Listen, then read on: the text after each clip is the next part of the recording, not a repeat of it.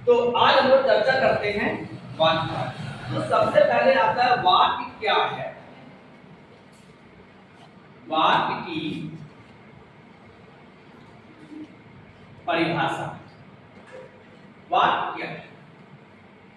बड़ी सरल शब्द है। हमने शब्द की परिभाषा बताई थी। शब्द की परिभाषा हमने बताई थी कि वर्णों का एक ऐसा समूह जो एक स्वतंत्र अर्थ या भाव प्रकट करता है, शब्द है। अब देखिए वाक्य की परिभाषा।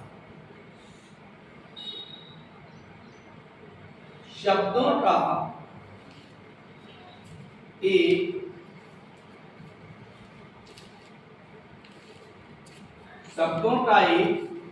सार्थक समूह। सार्थक समूह जो एक स्वतंत्र अर्थ देता है, वाक्य कहलाता है। शब्दों का एक ऐसा सार्थक समूह जो एक स्वतंत्र अर्थ या अर्थ को देता है या भाव को देता है, क्या कहलाता है? वाक्य। दूसरे शब्दों में हम कह सकते हैं कि जिन शब्द समूह के द्वारा मनुष्य अपने विचार किसी दूसरे को समझा सके तथा किसी दूसरे के विचार स्वयं समझ सके, वो वाक्य। एक ऐसा शब्द समूह जिससे मनुष्य या प्राणी अपने विचार किसी दूसरे को समझा सके और दूसरे के विचार स्वयं समझ सके, ऐसे शब्द समूहों को हम वाक्य कहते हैं। समझ में आया? तो वाक्य क्या है कि शब्दों का एक ऐसा सार्थक समूह है जो एक स्वतंत्र अर्थ देता है, उसे हम वाक्य कहते हैं। कोई भी शब्द वाक्य कब बनता है, उसके कुछ नियम होते हैं। सबसे पहले उन नियमों पे चर्चा करते हैं। क्लियर है? चलिए, तो उन नियमों को हम कहते हैं, जैसे हमने लिख दिया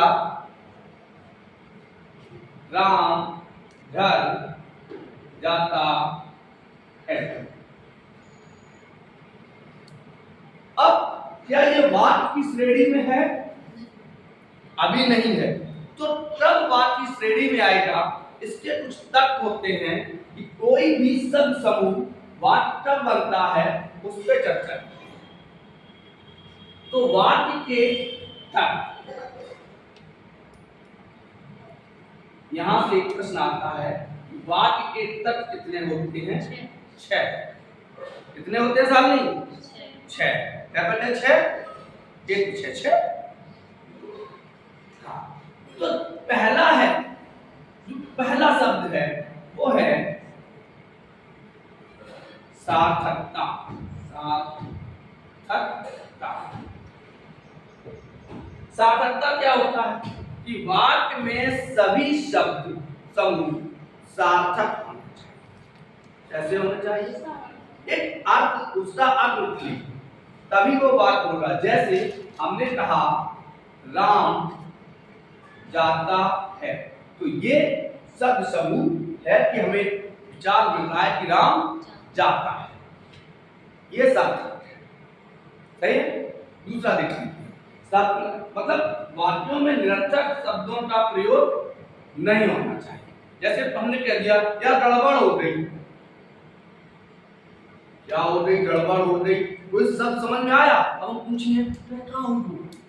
लेकिन जैसे मैंने कहा कि भाई परेशानी आ गई, मुसीबत आ गई, सब वही है, तो हम लोग पूछेंगे भाई क्या मुसीबत आ गई, वो बात अलग। लेकिन गड़बड़ हो गई या क्या हो गई, तो शब्दों में, वाक्यों में शब्दों का जो चयन होना चाहिए वो कैसा होना चाहिए? सार्थक। दूसरा आता है निकटता। दूसरा तत्व कौन सा है? निकटता, यानी समीपता। आपके जो शब्द होते हैं वो कैसे होने चाहिए? एक दूसरे के समीप होना चाहिए। जैसे हम आपको उदाहरण बताएं, कभी कभी आपने नेताओं के भाषण सुने हो? सुने हैं? उन्होंने कहा भाइयों आप खड़े हैं, बहनों 5 मिनट रुक जाइए, तो समझे नहीं यार क्या का हमने अब पता ही नहीं है कि इतने करोड़ का नेट निर्वात पे कैम हमने ये योजना लाई इनको कहेंगे यदि हम कहें भाइयों और बहनों आज हम बात पढ़ रहे हैं ये तो सब समय अब अपना भाइयों बहनों आज अब पता नहीं आता रसगुल्ला खबीर ना हुए तो वाक्य में क्या होना चाहिए निकटता जैसे यहां लिखा है राम घर जाता है क्या ये शब्द वाक्य कहलाएगा नहीं कहलाएगा क्योंकि शब्द तो सार्थक हैं लेकिन इसमें निकटता नहीं इसमें क्या नहीं है निकटता तो शब्दों में एक निरंतरता बनी रहे वाक्य में निरंतरता बनी रहे उसके लिए शब्दों का निकट होना बहुत जरूरी होता है निकटता के बाद आता है योग्यता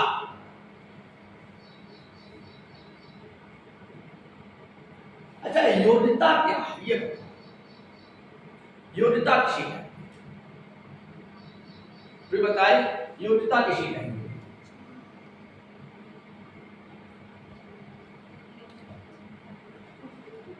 नहीं पता जैसे मैंने कहा राम ने चाय खाई मोहन ने भोजन किया हाँ देखिए सार्थकता है निकटता है लेकिन योग्यता नहीं है क्या नहीं है क्योंकि चाय हमेशा पी जाती है खाई नहीं जाती है तो बात तो सही है लेकिन उसकी जो योग्यता है वो गलत है शब्दों का कर्ता से मेल ही योग्यता है तो चाय सब सार्थक है आप जानते हो सभी शब्द सार्थक है सभी शब्दों में निकटता है लेकिन बात गलत है क्योंकि चाय पी जाती है और भोजन खाया जाता है या किया जाता है तो यहाँ पे योग्यता गलत है इसलिए ये सब समूह वाक्य नहीं कहलाएगा आगे बढ़ते हैं फिर आता है पदक्रम पदक्रम योग्यता का मतलब प्रसंग के अनुसार यानी वाक्य के अर्थ के अनुसार वाक्य के प्रसंग जो चल रहा है उसके अनुसार क्रिया होती है फिर आता है चौथा आता है आपका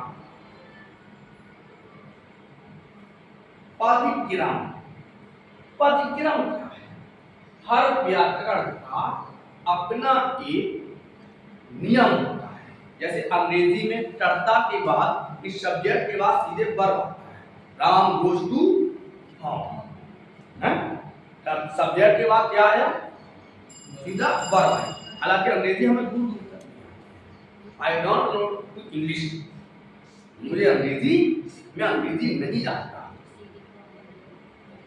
पदक्रम क्या है कि कर्ता हिंदी में कर्ता के बाद कर्म कर्म के बाद इस शब्दों का एक जैसे हमने कहा हम मान के चलिए दिव्या के यहाँ चले गए रचना के यहाँ चले गए कि भाई आज चाय पीने ले जाते जैसी रचना ने मुझे देखा तुरंत कहा चीनी खत्म नहीं भाई साहब को गर्म करके चाय पिलाओ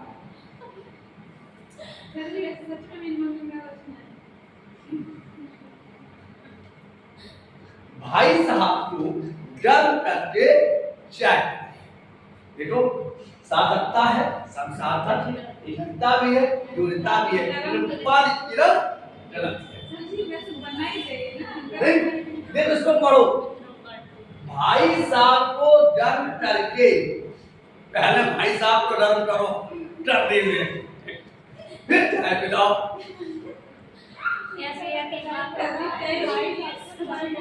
हाँ ये होना चाहिए भाई साहब को चाय गर्म करके या भाई साहब को गर्म चाय पिलाओ तब तो सही, लेकिन भाई साहब को गर्म करके चाय पिलाओ, है? जैसे और मान चलिए कि शेफ लाई थी दिव्या, तो भाई चाय छोड़ो शेफ, तो लिखा सर को काट कर सेक लाओ। सर को काट कर सेक लाओ, जो सर्दी आए हैं इस सर्दी को काट के सेक लाओ। तो बताओ साथ सकता है, निकटता है, युक्ता है, लेकिन हाँ सर को सेक काट कर, सर को काट नहीं। आज हमने अंडे से हाथ तोड़े, हाथ से अंडे तोड़े जाते हैं, सही है? तो ये क्या है, कोई बात जब तक उसका पदक्रम सही नहीं रहेगा तब तक वो बात की श्रेणी में नहीं है। एक क्वेश्चन आता है निश्चित, इतनी हमें देखो ज्यादा तो इतनी गारंटी है ऊपर वाले कृपा की, इस बोर्ड पे लिखा हुआ एक शब्द परीक्षा से बाहर नहीं आता है, ये खुदा मेहरबान, खुदा मेहरबान। देखिए सुनिए, शब्द होता है गधा और शब्द होता है गधा। हालांकि दोनों एक दूसरे के पर्यायवाची हैं, लेकिन ये एकार्थी शब्द है, ये अनेकार्थी शब्द है। गधा का मतलब गधा भी होता है और गधा का मतलब कमजोर भी। यदि खुदा मेहरबान है तो कमजोर व्यक्ति भी पहलवान, ये इसका अर्थ होता है। भाई गधा तो अपने आप में पहलवान होता है, आलू पर कितनी मिट्टी लाद दो, ईंटें लाद दो, बोले चलो जा। और उसको फिर गधा क्यों बोलते हैं? तो गधा है नाम ही हो, कितनी मेहनत करता है उसका, पता है उसका सही नाम है वैशाख मुंडन, सही नाम है गदार। नहीं सर, देखो इतना ही बताओ तो वहीं पर जाएगा वो, और तभी वो उसको बोलते गधा है। पद क्रम के बाद आता है आपका अगला है आकांक्षा। आकांक्षा, आकांक्षा पांचवा है आकांक्षा, यानी वाक्य किस प्रयोजन से कहा जा रहा है, जब तक वो पूरा नहीं होगा तब तक वो वाक्य नहीं होता है। आकांक्षा का मतलब होता है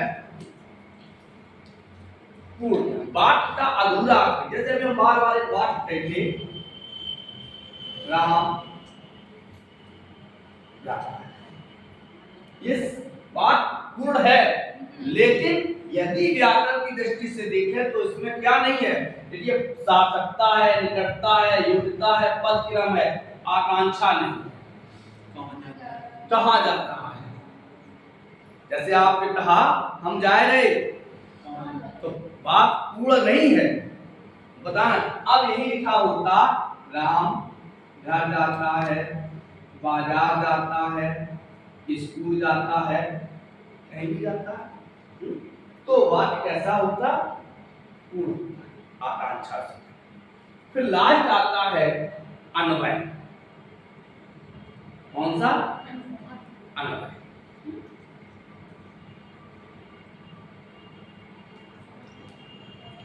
अन्वय का मतलब होता है मेल। अन्वय का मतलब क्या होता है, मेल। वाक्य में लिंग वचन कारक के अनुसार तो क्रिया का मेल है, वही जैसे कर्ता मान के चलिए एक वचन का है और हमने क्रिया कर दी वह वचन की, जैसे राम घर जाते हैं, लड़का खेल रहे हैं, लड़का खेल रहे। अब तो बहुत सारे हो गए, लेकिन यहाँ कर्ता क्या है, एक वचन है, क्रिया क्या है, बहुवचन की है। ये होना चाहिए लड़का खेल रहा है, या होना चाहिए लड़के खेल रहे। अब तो है राधा ने चिट्ठी पढ़ा, दादा ने चिट्ठी पढ़ी। चिड़िया उड़ गई, चिड़िया उड़ गई। तो जब हम लिंग वचन के अनुसार कारक और कर्ता और क्रिया का मेल सही करते हैं तो उसे कहते हैं अनपढ़। तो वाक्य के कितने तत्व होते हैं? 6 होते हैं। पहला है सार्थकता, दूसरा निकटता, तीसरा एकता, चौथा पदक्रम, पांचवा अच्छा, छठवां अन्वय। अब हम लोग ये समझ में आ गए। अब चलते हैं वाक्य के भेद। वेद से पहले हम लोग वाक्य के अंग पढ़े, तब वाक्य की भेद।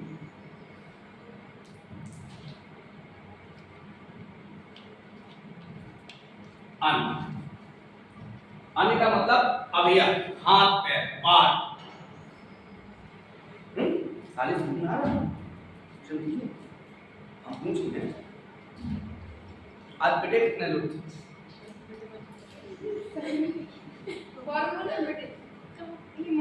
अब हम भी पूछते ठंडा क्या है? उड़ गया,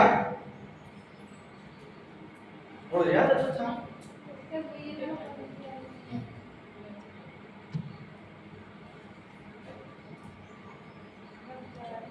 चाय मिल जाती कितना अच्छा रहता। चाय बहुत दिनों से नहीं पी, परसों पी। वाक्य के अन्य कितने होते हैं? तो वाक्य के अन्य देखो टीचर बताइए, द्वय। ये टर्मिनोलॉजी है, द्वय। वाक्य के अन्य 2 होते हैं। एक होता है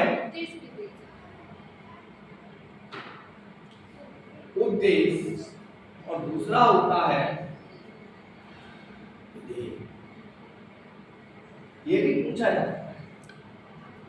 अब पहले समझ लीजिए, उद्देश्य को लोग कर्ता कह देते हैं, विधेय को लोग क्रिया कहते हैं। हम तब उद्देश्य लिखेंगे, तब विधेय लिखेंगे, तब कर्ता लिखेंगे, तब संज्ञा लिखेंगे। सुनो, एक ही व्यक्ति होता है। जैसे कोई आयुष मान लीजिए, आयुष घर पे है तो लड़का है, बहन के यंग है तो साले है, ससुराल में है तो जीजा है, अगर बुआ के यंग चले गए तो भतीजे है तो एक ही, मामा के यंग चले गए तो भांजे है तो एक ही व्यक्ति। इसी प्रकार वाक्य में भी शब्द वही होते हैं। उद्देश्य जिसके विषय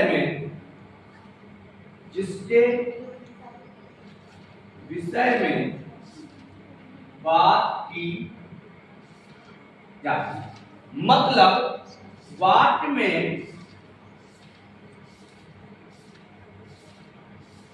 जिसके विषय में कहा जाता है वो उद्देश्य कहलाता है। वो क्या कहलाता है? उद्देश्य। ध्यान से समझना, लिख रहे हैं हम, राम पुस्तक पढ़ता है। राम पुस्तक पढ़ता है। वाक्य में राम है, ध्यान समझना, अभी नहीं। वाक्य राम पुस्तक पढ़ता है, वाक्य में राम है। राम क्या है? करता है। राम क्या है? करता है।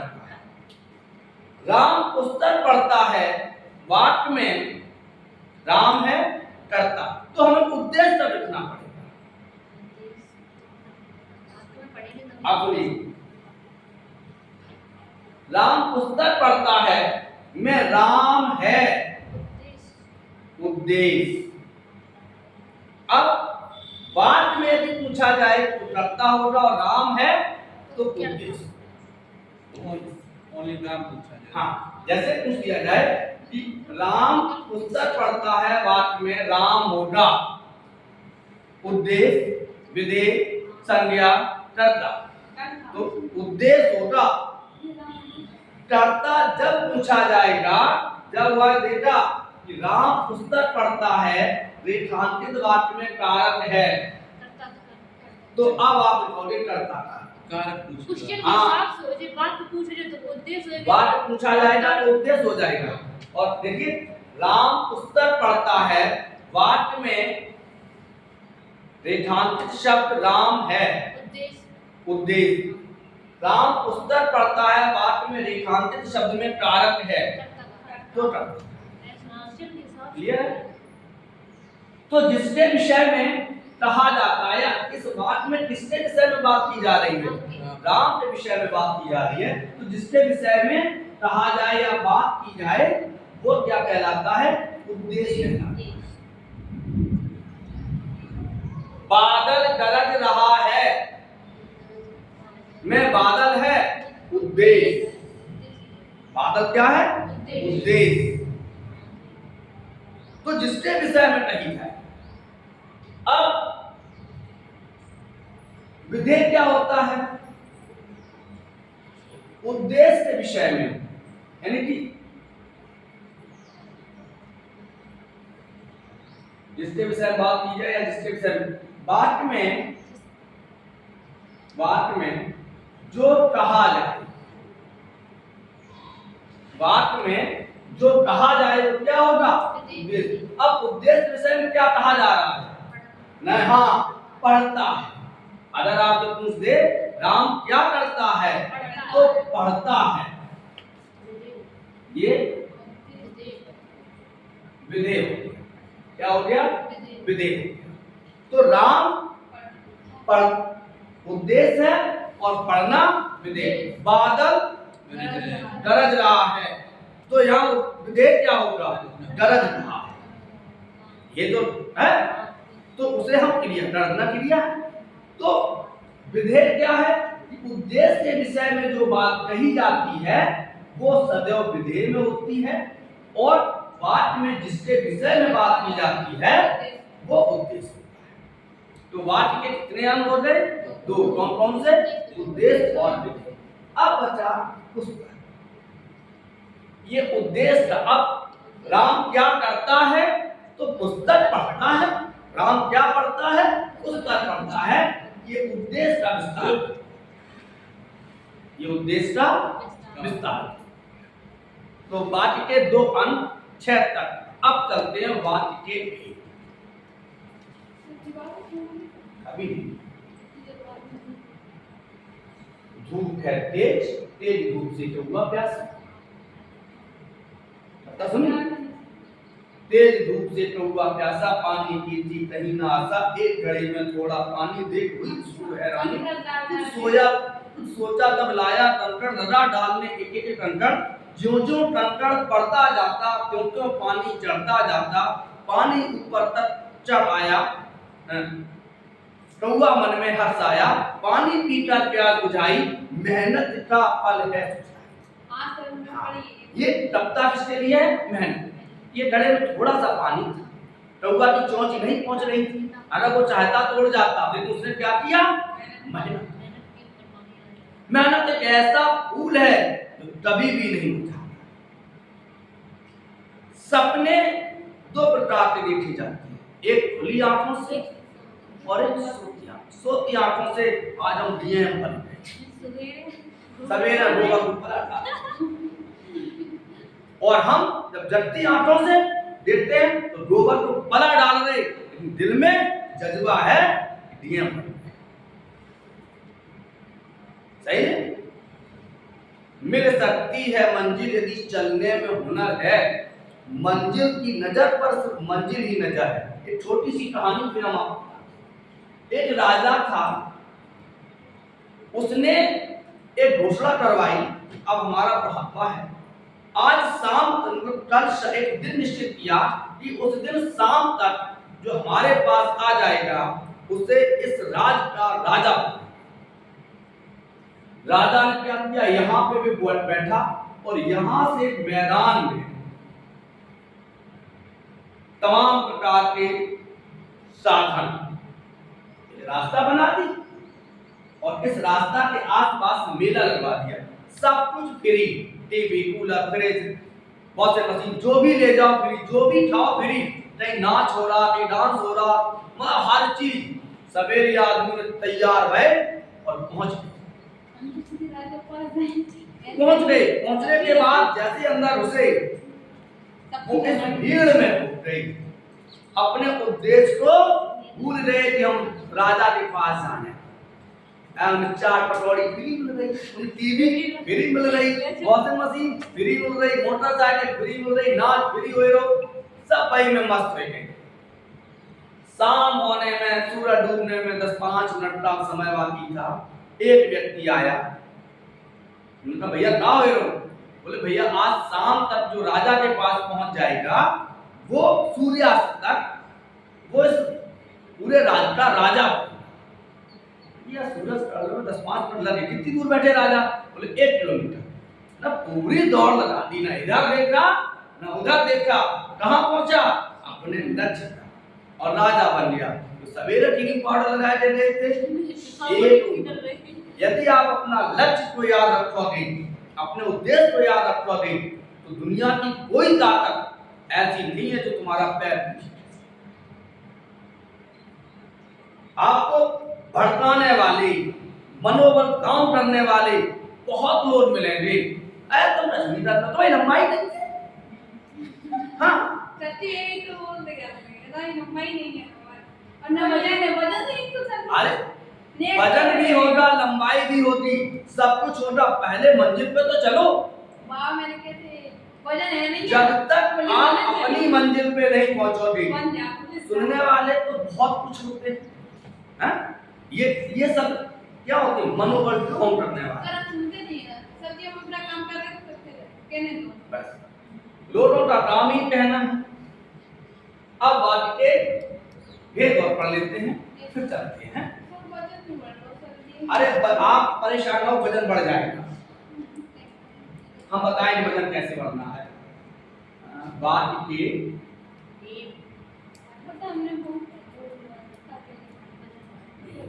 वाक्य के 2 भेद होते हैं। कितने होते हैं? 2 होते हैं। पहला होता है रचना के आधार पर, और दूसरा होता है अर्थ के आधार पर। अरे वो कुछ मत पीना, हम बता देंगे। लो बिलवा तो सुनना है, हम भी नहीं, हमारा मन है पिलाने का, लेकिन भावना को समझिए, हम पी ले रहे।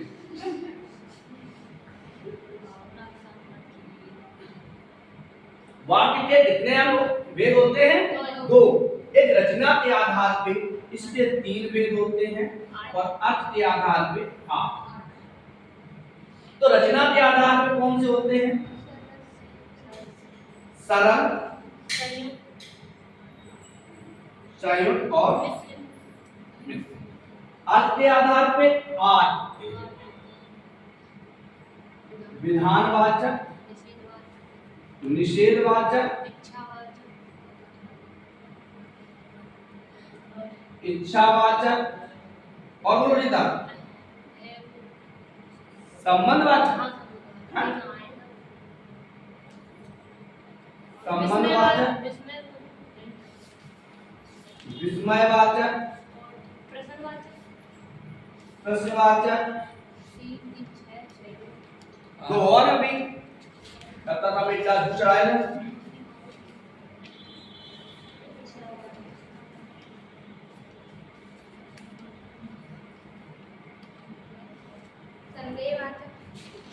संदेहवाचक,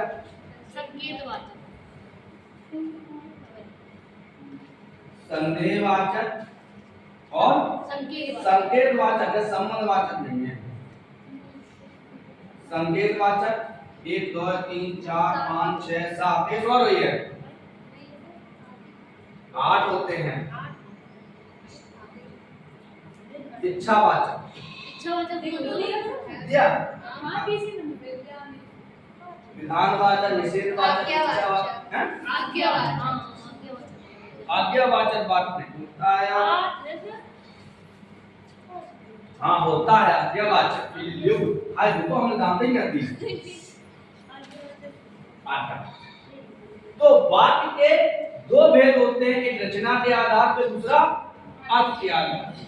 अर्थ रचना के आधार पे तीन है, सरल वाक्य, संयुक्त वाक्य, मिश्र वाक्य, और अर्थ के आधार पे है विधानवाचक, निषेधवाचक, इच्छावाचक, संकेतवाचक, विस्मयवाचक, प्रश्नवाचक, संदेहवाचक और आज्ञावाचक। इन पे चर्चा कल हम लोग पढ़ेंगे, रचना के आधार पर वाक्य के भेद। तब तक के लिए राधे